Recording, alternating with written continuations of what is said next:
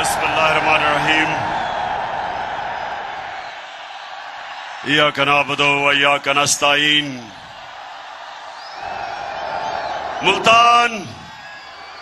मुल्तान आपका दिल से शुक्रिया अदा करता हूं। बहुत बहुत शुक्रिया शानदार इस्तकबाल का। मैं खास तौर पे जिस तादाद में मेरी मुल्तान की बहनें निकली हैं, मैं खराज तहसीन पेश करता हूं उनको।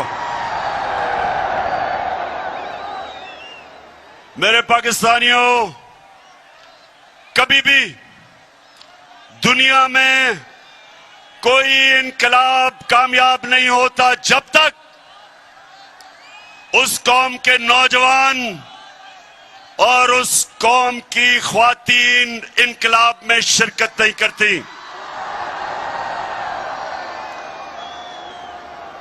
और ये जो इनकलाब, इंशाअल्लाह ये जो इनकलाब आ रहा है, मैं हमेशा दुआ करता था अल्लाह से कि अल्लाह एक दिन मेरी कौम को जगा दे और उसको उसमें इतनी शऊर पैदा कर दे और इतना उस कौम को बेदार कर दे कि वो कभी किसी माफिया के सामने, चोर और डाकुओं के सामने या किसी सुपर पावर के सामने अपना सर झुकाएं। तो अल्लाह ने मेरी दुआ पूरी कर दी इस उम्र में। मैं अपने अल्लाह का शुक्र अदा करता हूं। मैं जब यहां आ रहा था तो बार बार मुझे पैगाम आया कि इमरान खान आपकी जान खतरे में, आगे शीशा लगा लो। मैं आज अपने पाकिस्तानियों को और खास तौर पे नौजवानों को कहना चाहता हूं, मेरे नौजवानों, बड़ी गौर से आपने मेरी बात सुननी है।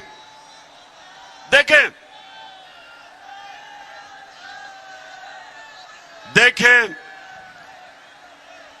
कुरान की एक आयत है, अल्लाह कहता है जो लोग ईमान ले आए अल्लाह उनके खौफ दूर कर देता है।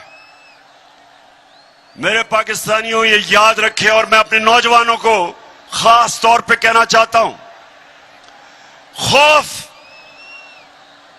मरने का खौफ, जिल्लत का खौफ, अपनी रिस्क या नौकरी जाने का खौफ, ये एक बड़े इंसान को एक छोटा सा इंसान बना देता है।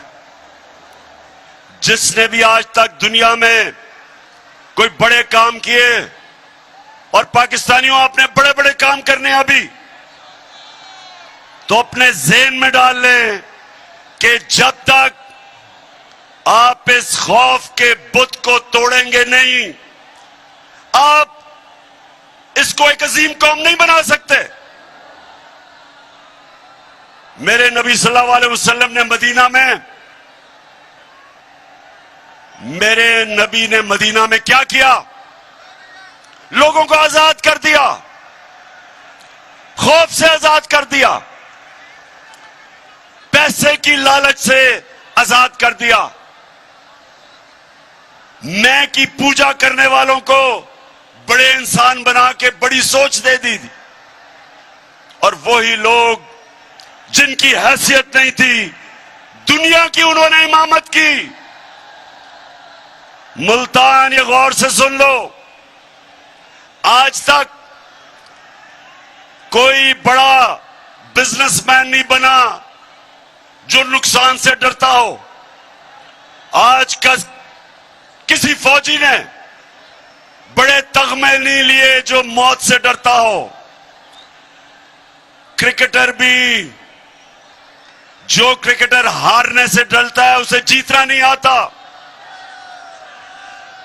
जिस बैट्समैन को तेज बॉलर से गेंद लगने का खौफ होता है वो बड़ा बैट्समैन नहीं बनता। दुनिया के पहले इंसान ने दुनिया के सबसे बड़े पहाड़ के ऊपर चला था, माउंट एवरेस्ट के ऊपर जब एक एडमंड हिलरी चला था, तो उससे पहले जिन्होंने भी कोशिश की थी उस पहाड़ पे चढ़ने की, या वो मर गए थे और या वो फेल हो गए थे। तो जब पहले इंसान ने सबसे ऊंचे पहाड़ पे चढ़ा तो अपने खौफ के ऊपर काबू पाया। तो मैं आज अपनी कौम को कहना चाहता हूं कि ये जो हमें करप्ट और बुज़दिल हुक्मरानों ने खौफ दिलवाया हुआ है कि जब तक आप अमेरिका के जूते पॉलिश नहीं करेंगे आप आगे नहीं बढ़ सकते।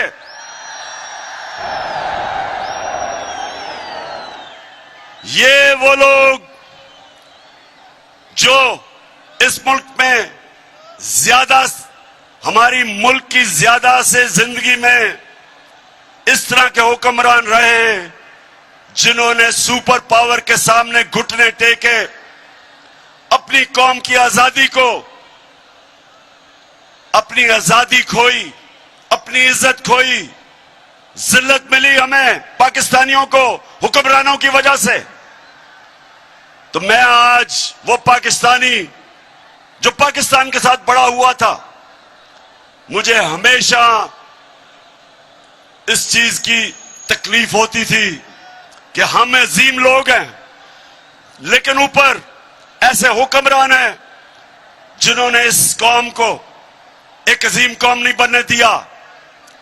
तो मैंने ये अल्लाह से कहा था कि अल्लाह जब भी मुझे मौका मिले, जब भी तू मुझे मौका देगा, सबसे पहले मैं अपनी कौम की अजमत को उठाऊंगा, उसकी इज्जत को ऊपर करूंगा, कभी अपनी कौम को किसी के सामने नहीं झुकने दूंगा।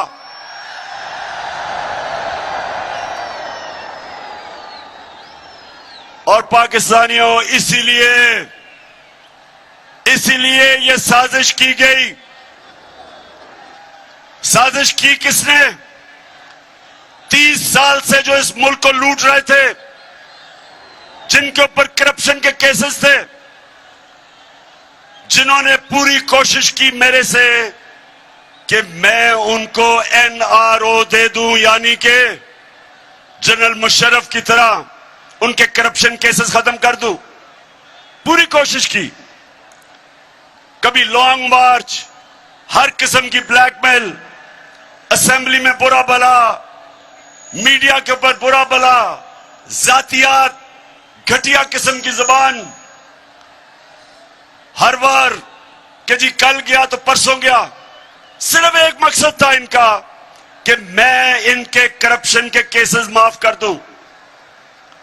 याद रखें, जब ये दोनों 11 साल इन्होंने बारियां ली थी दोनों पार्टियों ने, तो जनरल मुशर्रफ ने जो इन्होंने करप्शन की थी अपने पहले 11 सालों में, उसने इनके सारे केस माफ कर दिए, NRO दिया।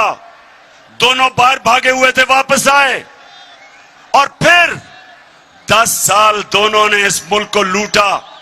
हमारा मुल्क का कर्जा 4 गुना ज्यादा बढ़ा, 6,000 अरब से हमारा टोटल कर्जा 30,000 अरब पे पहुंचा।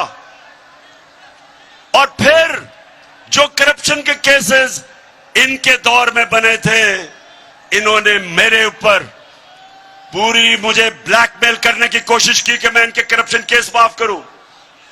तो मुल्तान, मुझे ये बताओ, जरा ये मुझे हाथ खड़ा करके बताओ कि क्या मुझे इनके करप्शन के केस माफ करने चाहिए थे?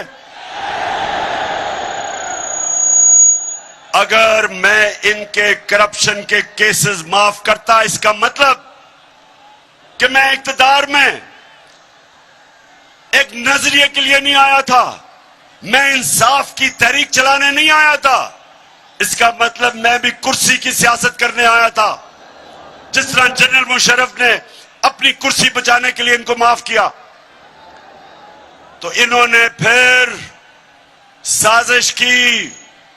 लंदन में जो भगोड़ा बैठा हुआ था,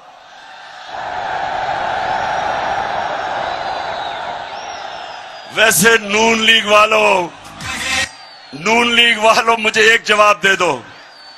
कभी कभी नून लीग वालों अगर सुन रहे हो मुझे इसका जवाब दो। मुझे अभी तक समझ नहीं आ रही कि कभी भी कोई इंसानी माशरा कभी गीदड़ को भी लीडर मानता है।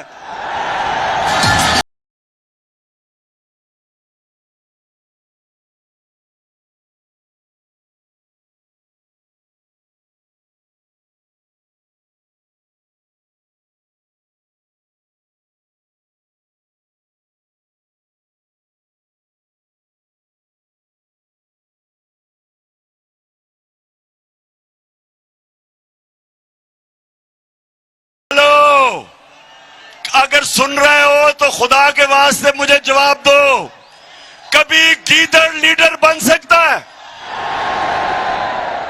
पहले मुशर्रफ का दौर, मुशर्रफ ने जब इसको जेल में डाला तो आसिफ जरदारी ने कहा कि अटक जेल में। अब ये आसिफ जरदारी इत्तेहादी है इसकी स्टेटमेंट थी कि अटक में जो जेल में नवाज शरीफ था वहां टिश्यू पेपर खत्म हो गए इसके आंसुओं से, रो रो के मिन्नतें करी कि मुझे बाहर भेज दो। और मुशर्रफ ने इतना जुल्म किया, इसके करप्शन केसेस रोक के इसको बाहर भेज दिया। बाहर जाके झूठ बोला कि कोई मुआहदा करके नहीं आया। वो फिर मुआहदा सामने आ गया 8 साल के बाद। शर्म भी नहीं आई, शर्म भी नहीं आई झूठ बोल के। इस बारी फिर झूठ बोल के, ड्रामा करके, मैं जी बहुत बीमार हूं, हमें बताया गया कि ये तो शायद जहाज पे भी ना बैठ सके, इतना बीमार है। हमारी वजीर शिरीन मजारी, उसने जब बीमारियों का सुना वो रोना शुरू हो गई कैबिनेट में कि जी बेचारे को जाने दें, देखे ना इसका हाल, देखे शक्ल, देखे इसकी। कई बेचारी बूढ़ी ख्वातीन ने जब जिस तरह की वो शक्ल बनाता है रोने वाली, उन्होंने भी कहा जी देखें खुदा के वास्ते इसको जाने दे। वो चला गया बाहर। जैसे ही जहाज पे चढ़ा एक नया नवाज शरीफ आ गया, बीमारी खत्म। ऐसे सीढ़ियों पे चढ़ा कि ऐसे लग रहा था कि ओलंपिक्स के लिए ट्रेनिंग करने के लिए है। और जैसे ही लंदन की हवा लगी तो उसके बाद नवाज शरीफ वहां बैठ के एक सियासतदान बन गया। तो मैं नून लीग वालों तुम्हारे से आज पूछता हूं, खुदा के वास्ते मुझे समझा दो कि एक झूठा आदमी अदालत ने जिसको सजा दी हुई हो, जो अरबों रुपए के घरों में रहता हो, जिसके बेटे कहें कि हम अरबों रुपए के घर में रहते हैं लेकिन हम जवाब दे इसलिए नहीं कि हम पाकिस्तान के शहरी नहीं हैं। कैसे नून लीग वालों आप इस आदमी के पीछे चल सकते हो? कैसे चल सकते हो? और फिर यहां बैठा था छोटा भाई चेरी ब्लॉसम,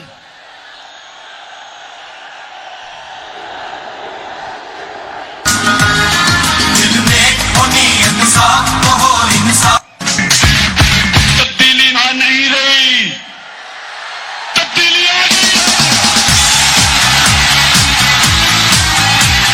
अब कोई हिम्मत ना हारो, तब्दीली आ गई है यारो। चाहे मुश्किलें हजारों, तब्दीली आ गई है यारो। सुन लो सारो मेरे प्यारो, तब्दीली आ गई है यारो। अपनी किस्मत आप संभालो, तब्दीली आ गई है यारो। तो छोटा भाई लाहौर हाई कोर्ट में गया और कहता कि मैं गारंटी करता हूं एफिडेविट पे कि ये वापस आ जाएगा। शहबाज शरीफ तुम्हें तो उसी को पर सजा देनी चाहिए। अदालत में आपने झूठा एफिडेविट दिया, फिर ये यहां बैठा, उसने उधर से साजिश की, साथ मिल गया आसिफ जरदारी, ऊपर से जो आप सब जानते हैं। कौन मिला इनके साथ? और कौन?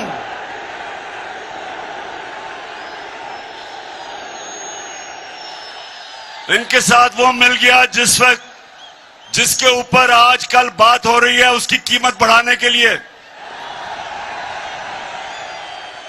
ये कभी भी नहीं हुआ, ये जरा सुने, ये कभी भी नहीं हुआ कि ये इतनी डरपोक हुकूमत है, डर रहे हैं कि फजलुर रहमान की कीमत बढ़ाई जाए और पेट्रोल की।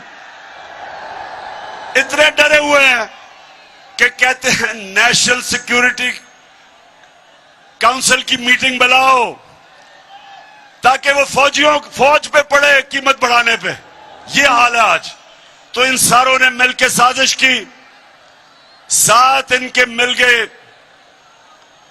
अमेरिका, और अमेरिका के अंदर उनका यहां जो एम्बेसी है वो हमारे लोगों से मिलने शुरू कर दिए जो सबसे पहले लौटे हुए थे। वहां से साजिश शुरू हुई। वैसे मुल्तान, मुझे यह बताओ, आप जरा आज मुझे यह बताओ कि जनूबी पंजाब से इतने ज्यादा लोटे कैसे निकले हैं?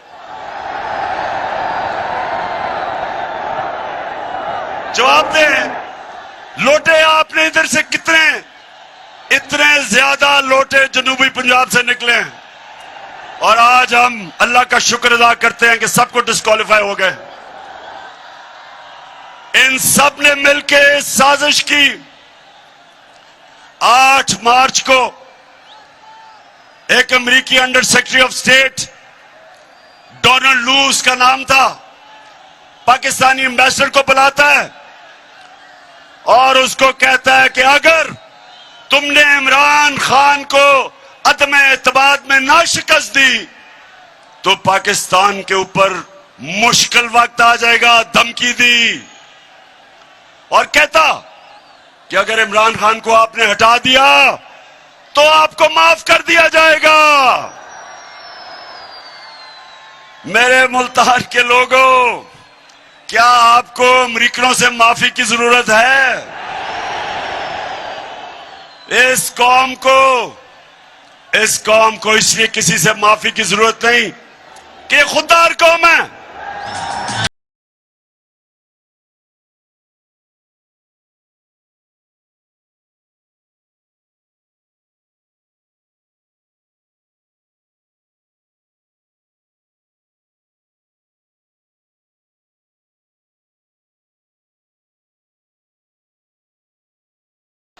लेकिन जो इस मुल्क में हमारी बदकिस्मती से अशरफिया है, वो डर गए और उन्होंने पूरी शिरकत की। इस मुल्क की एलीट ने एक 22 करोड़ के मुंतखब किए हुए प्राइम मिनिस्टर को इन्होंने सबने मिलकर साजिश से हटाया, और इन सब ने यह समझा कि अब तहरीक इंसाफ और इमरान खान की कब्र खुद गई है और अब इस पार्टी को अल्लाह हाफिज कह दो। लेकिन कुरान में अल्लाह कहता है कि एक प्लान इंसान बनाता है और दूसरा प्लान अल्लाह बनाता है, और कामयाब सिर्फ एक होता है। मेरे अल्लाह का प्लान ही कुछ और था।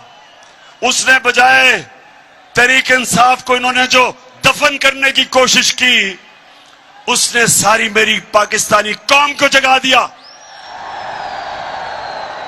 कौम को बेदार कर दिया।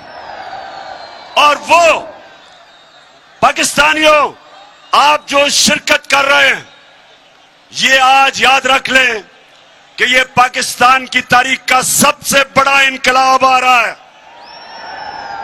अब ये जो माफियाज बैठे हुए ऊपर 30 साल से इस मुल्क को लूट रहे थे, 30 साल से जो कब्जा करके बैठे हुए हैं, अब इनकी कब्रें खुद रही हैं।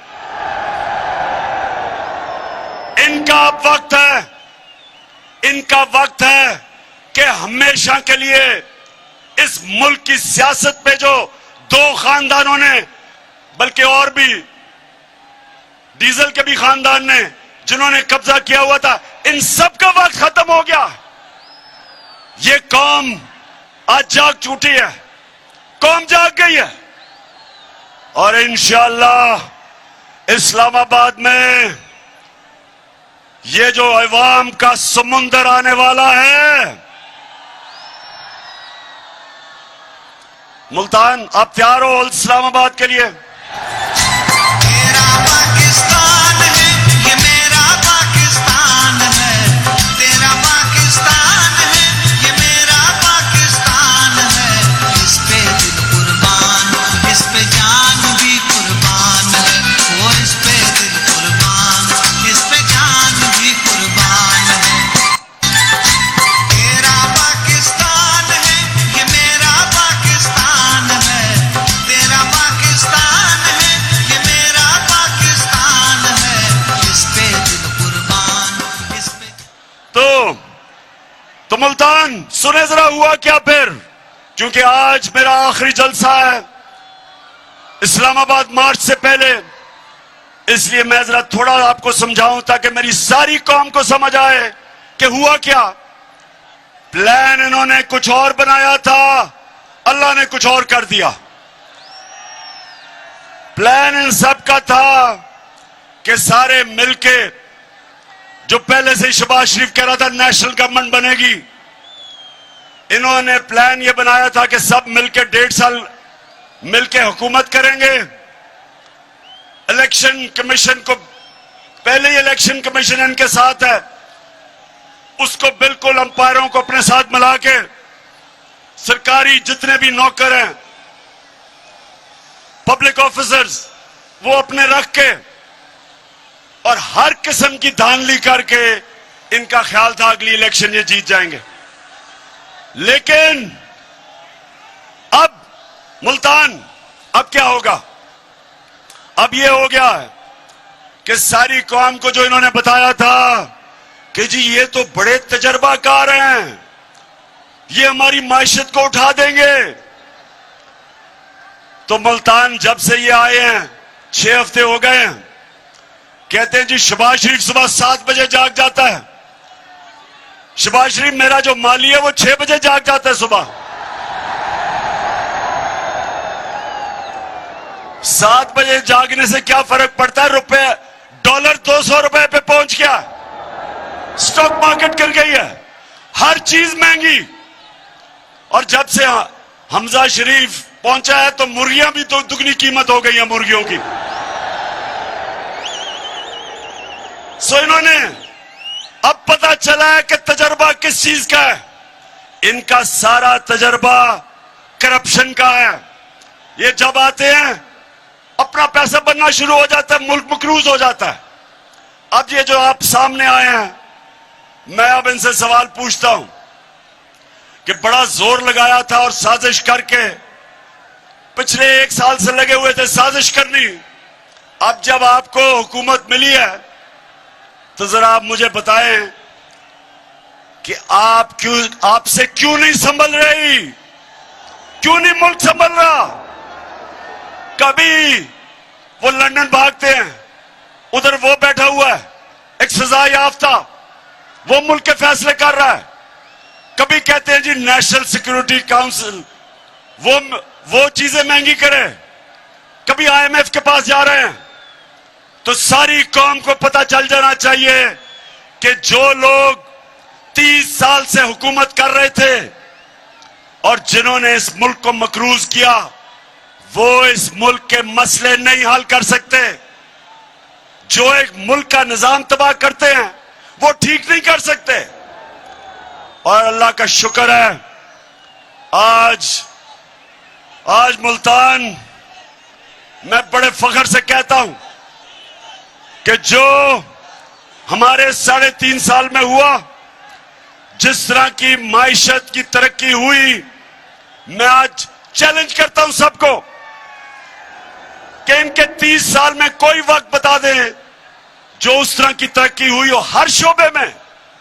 आज किसानों के पास जो उनकी फसलों का उनको पैसा मिला है, पाकिस्तान की तारीख में कभी किसानों को इस तरह उनकी पैदावार की कीमत नहीं मिली जो आज मिली है।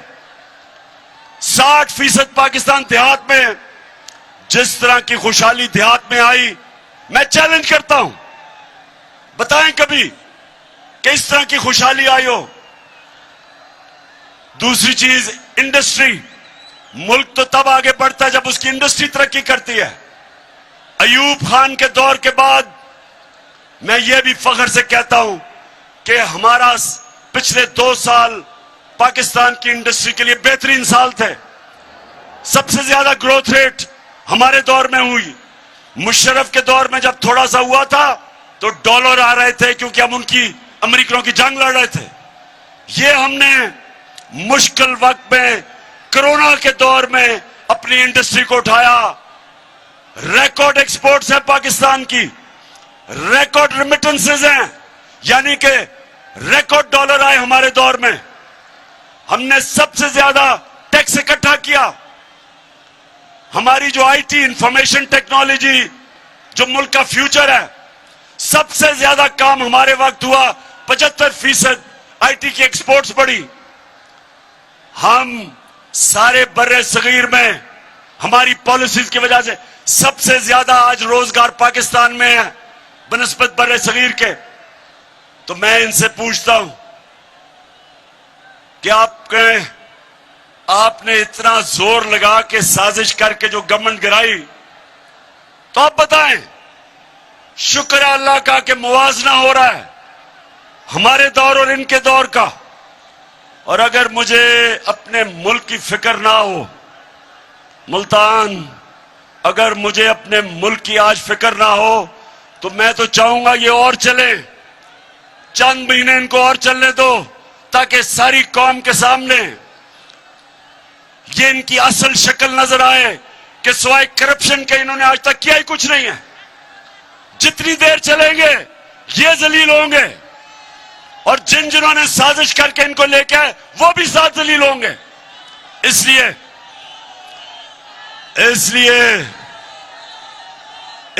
इनको चलने तो देना चाहिए, लेकिन मुल्क का दिवालिया निकल रहा है।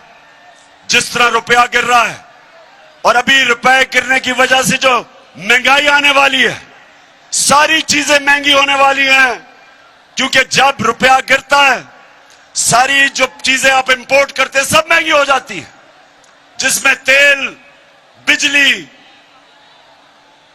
घी, जो चीजें, दालें जो बाहर से आप मंगवाते हैं वो महंगी होने वाली है।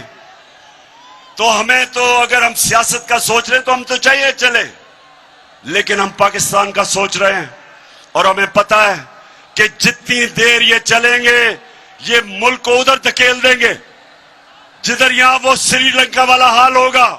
आज श्रीलंका में देखें क्या हाल है, उधर लेके जा रहे हैं। इसलिए आज मैं यहां मुल्तान से डिमांड करता हूं कि जल्दी से जल्दी इलेक्शन की डेट दो और असेंबलियों को डिसॉल्व करो।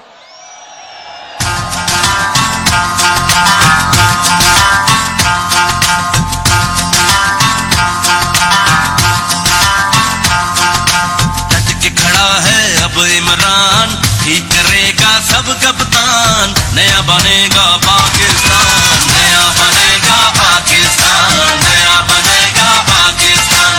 डट के खड़ा है अब इमरान, नया बनेगा पाकिस्तान। डट के खड़ा है अब इमरान, ठीक करेगा सब कप्तान, नया बनेगा पाकिस्तान, नया बनेगा पाकिस्तान, नया बनेगा पाकिस्तान। डट के खड़ा है अब इमरान। अच्छा मुल्तान,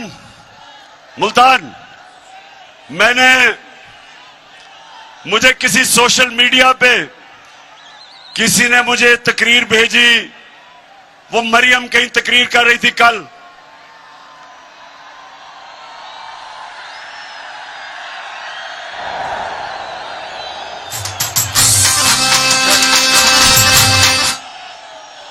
अब उस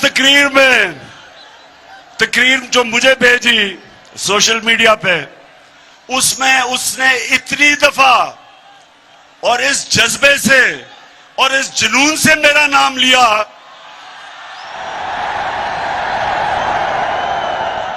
कि मैं उसको ये कहना चाहता हूं, मरियम देखो, थोड़ा ध्यान करो, तुम्हारा खामद ही नाराज ना हो जाए जिस तरह तुम ये बार बार मेरा नाम लेती हो।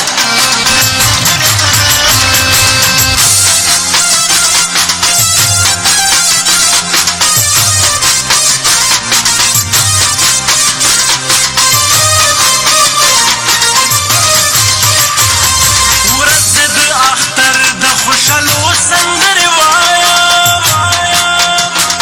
وطن دې د پښتو د پښتنو سندر وایا वैसे मैं हमेशा सोचता हूं कि इतना ज्यादा इनको मेरे पर गुस्सा है क्यों। मरियम को, इसके भाइयों को, इसके वालिद को, इसके चाचा को, उनके बेटों को मैंने इनका क्या बिगाड़ा है। केसेस तो इनके सारे पुराने बने हुए हैं। हमारे आने से पहले सारे इनके ऊपर करप्शन के केसेस बने हुए हैं। केसेस तो इनके दौर के बने हुए हैं। नवाज शरीफ के और मरियम के जो दो भाई और उसके बेटे, वो तो इनके दौर में दुम दबार के भागे थे। इसहाक डार जो इनका मुंशी, वो इनके दौर में भागा था, उसके बेटे इनके दौर के बाहर गए थे। शहबाज शरीफ का दामाद, जब करप्शन का केस उस पे हुआ, वो इनके दौर में बाहर भागा था। तो स्वाय शहबाज शरीफ के मकसूद चपरासी केस के, बाकी तो सारे पुराने केस हैं। तो मेरे से गिला किस चीज का कि मैं आपके केस नहीं माफ करता। क्या मैं आपको कानून के नीचे लाने की कोशिश कर रहा हूं? क्या मैं आपको यह समझाने की कोशिश कर रहा हूं कि किसी भी महज़ब माशरे में सारों के लिए एक कानून होता है। पर मुल्तान के लोगों, मैं बार बार एक हदीस सुनाता हूं आपको, ये सब, और नौजवानों ये सब अपने ज़हन में डाल लो कि हमारे नबी सल्लल्लाहु अलैहि वसल्लम ने कहा था कि जो कौम छोटे चोरों को जेलों में डालती है और बड़े डाकुओं को नहीं पकड़ती, वो तबाह हो जाती है। दुनिया में जो कौम गरीब है, जो भी गरीब कौमें हैं दुनिया में, जिधर गुर्बत है, वहां सारों में एक चीज है, सिर्फ वहां छोटे चोर जेलों में जाते हैं। बड़े डाकुओं को, उनका इंसाफ का निजाम नहीं पकड़ सकता। आज तक हमारा अलमिया ये है कि हमारे मुल्क में बड़े बड़े डाकू ईवानों में चले जाते हैं और बेचारे छोटे चोर जेल में जाते हैं। जब मैं जनरल मुशर्रफ के दौर में अपनी आजाद अदलिया के लिए जब मैं तहरीक में शामिल हुआ और मुझे जेल में डाला, 8 दिन मैंने जेल में गुजारे। यकीन करो मेरे मुल्तान के शहरियों, वहां कोई मुझे ताकतवर डाकू नहीं नजर आया, सिर्फ बेचारे छोटे छोटे चोर नजर आए। जिसको 6 महीने रहना चाहिए था जेल में, वो 6 साल जेल में रह रहा था। और जब मैं नेशनल असेंबली में जाता था तो मुझे बड़े बड़े मुजरिम नजर आते थे, वहां डाकू नजर आते थे। और यह वजह है कि एक स्विट्जरलैंड जैसा मुल्क जिसके पास कोई वसाइल नहीं है, दुनिया का अमीर तरीन मुल्क है, क्योंकि उस स्विट्जरलैंड की खासियत यह है कि ताकतवर से ताकतवर डाकू, उनका इंसाफ का निजाम उनको जेलों में डालता है और तब एक माशरा ऊपर जाता है। मेरे नबी ने कहा था कि मेरी बेटी भी अगर जुर्म करेगी उसको सजा मिलेगी, कानून से ऊपर कोई नहीं। ये हमारा अलमिया है कि सोचें कि शहबाज शरीफ और इसके बेटे को सजा होनी थी। 24 अरब रुपए के FIA के केसेस, 16 अरब रुपए नौकरों के नाम पे, 16 अरब रुपया, 1 अरब में 100 करोड़ रुपया, 16 अरब रुपए नौकरों के नाम पे लिया। एक मकसूद चपरासी जिसकी 15,000 रुपया तनख्वाह, 4 अरब रुपया उसके अकाउंट में आता है और वो पकड़ा जाना था, उसको सजा होनी थी। जब सजा होनी थी तो तभी जिन्होंने साजिश की उन्होंने पकड़ के उसको मुल्क का वजीर आजम बना दिया और वो छोटे को पंजाब का चीफ मिनिस्टर बना दिया। अब मुझे ये बता, मुल्तान के लोगों, मुझे ये बताओ कि क्या अल्लाह की बरकत उस मुल्क पे आ सकती है? जिसमें बेचारे गरीब लोग, बेरोजगारी है, महंगाई है, बच्चे भूखे हैं, वो बेचारे मोटरसाइकिल चोरी करता है, साइकिल करता है, भैंस करता है, वो तो जेल में चला जाता है। तो जो अरबों रुपया मुल्क का चोरी करता है, अरबों रुपया चोरी करता है, उसको मुल्क का प्राइम मिनिस्टर और उसके बेटे को चीफ मिनिस्टर, वो मुल्क का कोई मुस्तकबिल नहीं है। इसलिए मैं आपके पास आया हूं, इसलिए आपने इस्लामाबाद निकलना है मेरे साथ, इसलिए हमने इनको शिकस्त देनी है ताकि हम अपने मुल्क को उठाएं, इस कौम को वो मुकाम दें जो इसको मिलना चाहिए था। तो मुल्तान के लोगों, आज मेरी आखिरी जलसा है।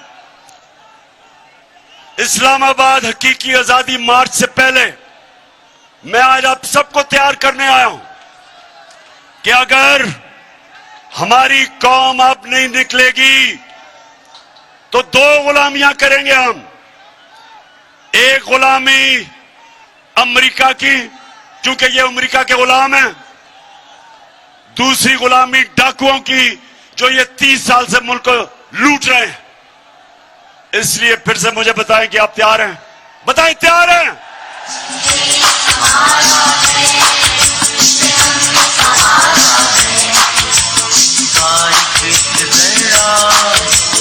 जान से प्यारा है इसका एक जरा, जान से प्यारा है।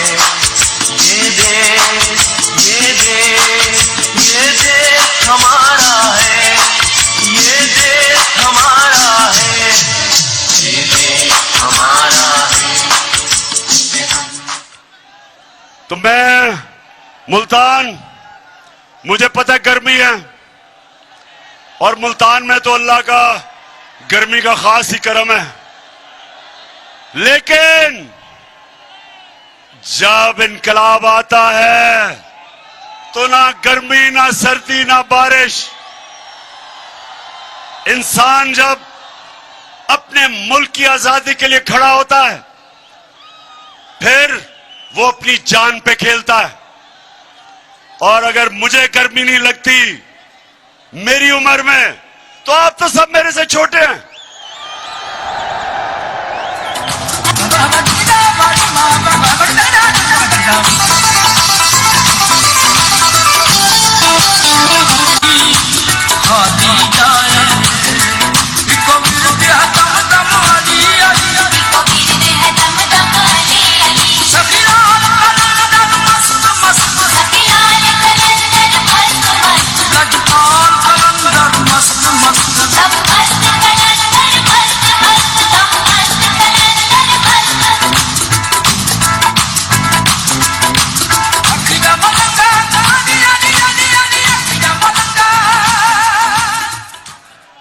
मैंने जब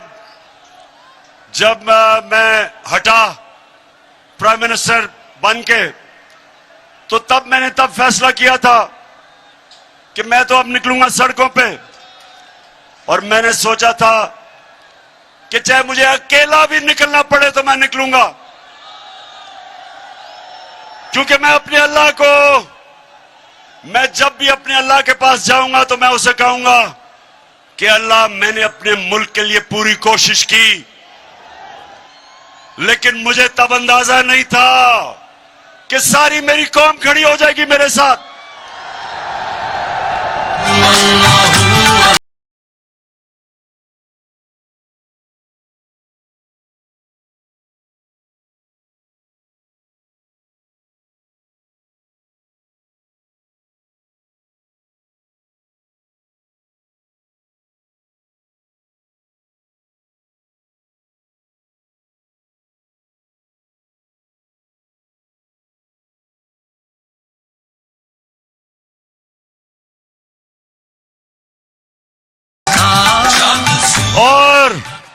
मुझे ये भी अंदाजा नहीं था कि इस मुल्क की हमारी बाशऊर और दलेर ख्वातीन वो भी निकलाएंगी, और मुझे ये भी अंदाजा नहीं था कि हमारे स्कूल के बच्चे भी तैयार हो जाएंगे। और फिर हर शोबे से, हर जगह से मुझे मेरी कौम के लोगों ने कहा कि हम तुम्हारे साथ निकलेंगे। पुलिस वालों ने, उन्होंने कहा जी हमारी ड्यूटी है लेकिन फिक्र ना करें, हमारे घर वाले सारे आ रहे हैं।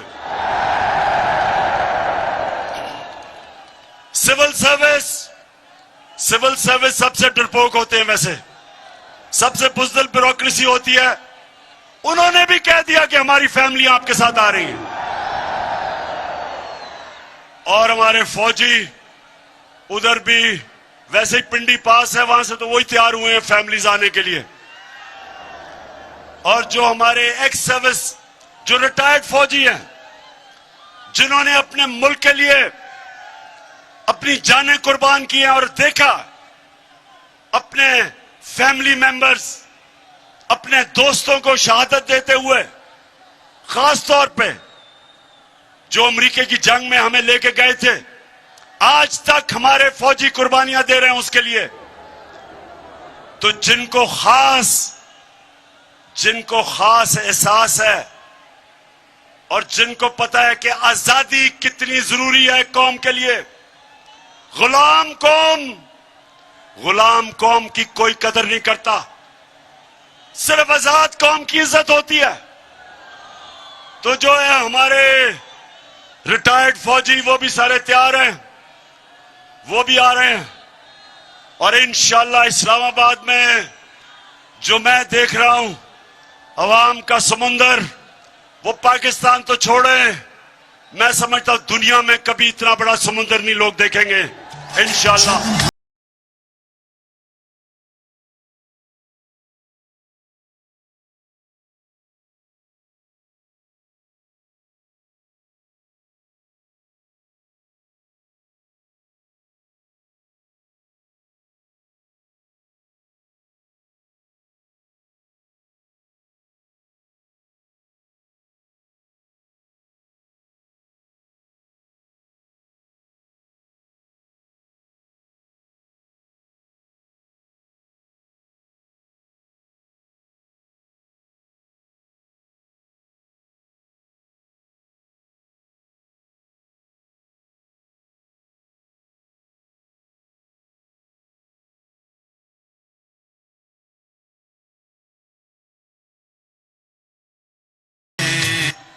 ये मुल्तान, ये सियासत से बात ऊपर चली गई है, ये सियासत नहीं है। फिर से ये वो इनकलाब है जो पाकिस्तानियों को अब एक कौम बना रहा है कि कैसे एक छोटे से एक अमेरिकी अफसर, उसकी क्या जरूरत है कि 22 करोड़ पाकिस्तानियों को धमकी देता है कि अगर तुमने अपने प्राइम मिनिस्टर को ना हटाया तो तुम्हारे से हम बहुत बुरा करेंगे, और अगर हटा दिया तो तुम्हें माफ कर देंगे। बेशरम, तुम्हारी माफी की जरूरत नहीं है। तुम हो कौन? ये, और पाकिस्तानियों याद रखना, आप सब मोहम्मद मुस्तफा नबी सल्लल्लाहु अलैहि वसल्लम के उम्मत हो। दुनिया की तारीख का सबसे अजीम लीडर ना कोई आया था, ना आ सकता है। सबसे अजीम इंसान, हम उसकी उम्मत हैं। हमें हमारा कलमा हमें कहता है कि कोई नहीं है खुदा सिवाय अल्लाह के, किसी के सामने हम नहीं झुकते। तुम हो कौन अमेरिकी कि हमें धमकियां दे रहे हो?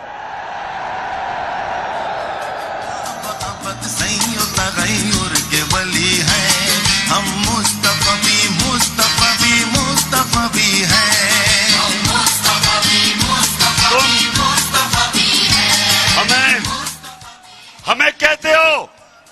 कि जी रूस से तुम गंदम नहीं ले सकते, तुम रूस से तेल नहीं ले सकते, जबकि वो 30% कम पे हमें दे रहे हैं।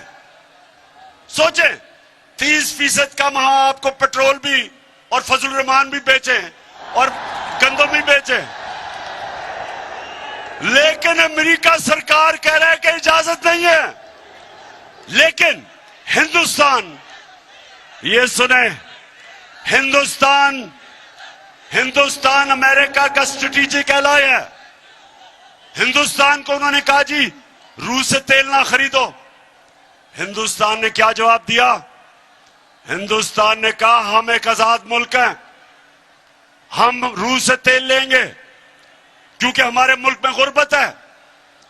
हम अपनी अवाम के लिए पॉलिसियां बनाते हैं, अमरीकी तुम्हारे लिए नहीं बनाते। हमारे साथ हिंदुस्तान आजाद हुआ था और उनको देखें गैरतमंद फॉरेन पॉलिसी, और हमें देखें कि हमारे पास कौन आया है, चेरी ब्लॉसम बूट पॉलिश। वो तो बूट देखता पॉलिश करता है, वो अमरीकी देखता है तो उसकी कान पे टांगनी शुरू हो जाती है। ये हमारी किस्मत में बैठे हुए हैं, जुर्रत नहीं है इनकी कि पॉलिसी बनाएं अपनी अवाम के लिए। मैंने उनको वाजे कहा, मैंने कहा देखो हम दोस्ती सबसे करेंगे, हम कोई किसी से दुश्मनी नहीं चाहते, हम दोस्ती चाहते हैं, लेकिन हम गुलामी किसी की नहीं करेंगे। आपकी जंग में शिरकत करके, अमेरिका की जंग में शिरकत करके 80,000 पाकिस्तानियों की हमने कुर्बानी दी। आपने हमारा शुक्रिया भी किया, आपने यह भी कहा कि शुक्रिया पाकिस्तान, हमारी जंग में आपने अपने लोगों को कुर्बान किया। एक दफा नहीं कहा शुक्रिया हमारे। और खास तौर पे मैं आज कहना चाहता हूं, क्योंकि मैं कबायली इलाके को सबसे बेहतरीन आपसे जानता हूं, कबायली इलाका हमारा उजड़ गया। 35 लाख लोगों ने नकल मकानी की, उनके कितने लोग शहीद हुए आपको अंदाजा भी नहीं। ड्रोन अटैक्स हो रहे हैं, उधर से बीच में फंसे हुए हैं बेचारे लोग। सारा हमारा कबायली इलाके के लोग, कोई कराची भाग रहा है, कोई नकल मकानी कर रहा है। स्वात में 40 लाख लोग स्वात से निकले। कोई मुझे बताए क्यों? हमने क्या गलती की थी? क्या हमारा क्या कसूर था कि हमारे 80,000 लोग, हमारे 6,500 फौजियों ने कुर्बानियां दी? तो क्या हमारी गलती थी? हमारी किससे लड़ाई थी? सिर्फ हमारी यह गलती थी कि हमारा जो उस वक्त का सरबराह था, जब उसको धमकी मिली तो उसमें इतनी दिलेरी नहीं थी कि अपने लोगों के लिए खड़ा होता। उसने घुटने टेक दिए और पाकिस्तान को नुकसान करवाया। इसलिए जब उन्होंने मेरे से कहा कि जनाब हमें अफगानिस्तान के लिए यहां बेसिस चाहिए, जब इंटरव्यूअर ने मेरे से पूछा तो मैंने इसलिए उसको एब्सोल्युटली नॉट इसलिए कहा।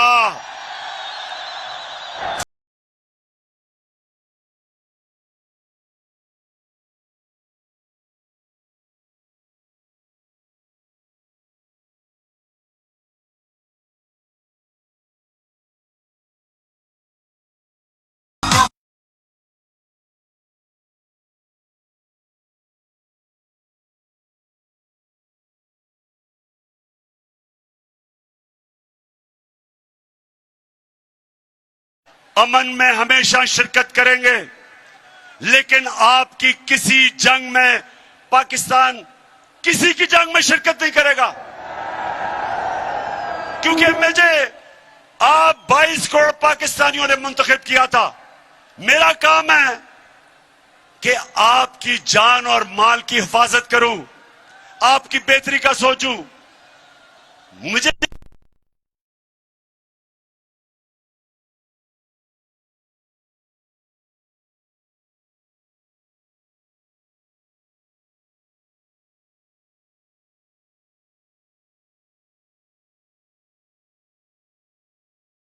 हो रहा है। आपने कभी मजम्मत किया हिंदुस्तान से? आपने कभी कहा हिंदुस्तान से कि आप कश्मीरियों पे जुल्म कर रहे हैं? क्यों नहीं आप बोलते? क्योंकि हिंदुस्तान से आपकी दोस्ती है। जो फलस्तीन में जो इस्राइल कर रहा है, जो उन बेचारे लोगों की जमीनें ले रहा है, जो बेचारी अभी एक उनकी सहाफी को दिन दिहाड़े उसे कत्ल किया, क्या कभी अमेरिका में जरूरत है उसको इस्राइल को मजम्मत करने की? क्या यूरोप को में जरूरत है? तो हमें क्यों कहते हो कि हम आपकी जंग में शिरकत करें? हम आपके गुलाम हैं। गुलाम हैं। हम क्या हैं? हम क्या हैं? हम आपके कमी हैं। इनको बुरी आदतें पड़ी हुई हैं। पाकिस्तानियों उनको बुरी आदतें कैसे पड़ी कि इनके पास इनको किससे, एक तरफ था जरदारी और दूसरी तरफ नवाज शरीफ, उन दोनों के पैसे बाहर पड़े हैं। उनके अरबों अरबों डॉलर्स इस मुल्क से बाहर पड़े हैं। उनकी जायदादें बाहर पड़ी हैं। उनको पता है कि जिस वक्त उन्होंने इनको नाराज किया तो इनकी जायदादें वो जब्त कर देंगे। जिस तरह आज वो रूसियों की जायदादें और पैसा जब्त कर रहे हैं, डरे हुए हैं। ये पैसे की पूजा करने वाले, ये पैसे के गुलाम, उसकी वजह से ये उनके गुलाम हैं। 400 ड्रोन अटैक हुए पाकिस्तान में। पाकिस्तानियों ये याद रखो, ये दुनिया की तारीख में इसकी कोई और मिसाल नहीं मिलती कि जंग अमेरिकियों के लिए लड़ रहे हैं और वो पाकिस्तान के ऊपर ड्रोन अटैक कर रहे हैं। 400 ड्रोन अटैक नवाज शरीफ और जरदारी के दौर में। एक दफा इन दोनों बेशर्मों ने एक दफा मजम्मत नहीं की। एक दफा इनमें जुर्रत नहीं थी उनको कहने के लिए कि क्या आप अपने मुल्क में दहशतगर्दों के ऊपर ड्रोन अटैक करेंगे? क्या आप किसी और यूरोपियन मुल्क में ड्रोन अटैक करेंगे? क्या इनमें यह जुर्रत थी बरतानिया से पूछने के लिए कि इस मुल्क का सबसे बड़ा दहशतगर्द अल्ताफ हुसैन लंदन में रहता है, अगर हम उसके ऊपर ड्रोन अटैक करें इजाजत देंगे? नहीं देंगे। वो कहेंगे हमारी अदालतों में आओ, साबित करो कि ये वाकई दहशतगर्द है। जब तक आप नहीं करोगे अदालतों में तो हम आपको कुछ इजाजत नहीं देंगे, हम बल्कि उसको जेल में भी नहीं डालेंगे। तो हमारे मुल्क में 400 ड्रोन अटैक, जब ऊपर से बम फटता था 4000 मील दूर बैठ के कंप्यूटर के ऊपर बटन दबता था और हमारे कबाली इलाके में लोग मर जाते थे। कभी किसी ने पूछा कि क्या वाकई नीचे दहशतगर्द थे? अपने मुल्क में तो कहते हो अदालतों में जाओ, हमारे मुल्क में खुद ही फैसला करते हो कौन दहशतगर्द है, खुद ही कत्ल कर देते हो। सारे इंसानी हकूक के खिलाफ, इंटरनेशनल लॉ के खिलाफ, हर किस्म कानून के खिलाफ आप हमारे लोगों को कत्ल कर रहे थे। और 2 मुल्क के सरबराह एक दफा इनके मुंह से यह नहीं निकला कि जी ये आप अगर और दुनिया में किसी मुल्क में नहीं करते तो हमारे मुल्क में क्यों कर रहे हो? हम तो आपकी जंग लड़ रहे हैं। और जो लोग मरते थे ड्रोन अटैक्स पे, वो पाकिस्तानी फौज पे बदला लेते थे, हमारे पे लेते थे। इसलिए मेरे पाकिस्तानियों, हमने इन चोरों को और अमेरिकन के गुलामों को इस मुल्क की किसी सूरत इस मुल्क के सरबराह नहीं रहने देना। इसलिए हमने निकलना।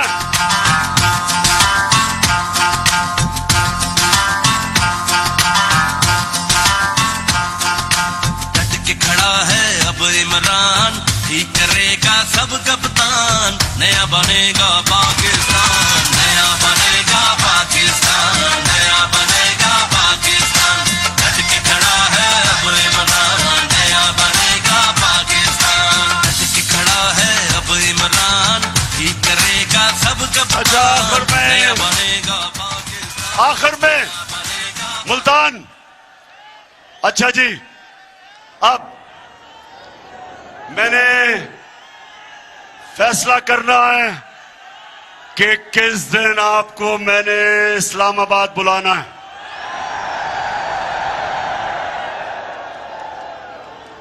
वैसे फिर से बता दें, घबराना तो नहीं है, गर्मी तो नहीं, जज्बा जुनून है।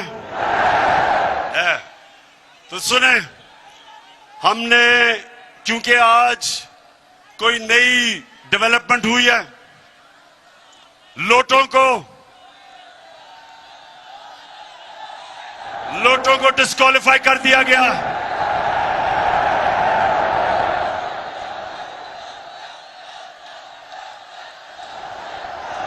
लिहाजा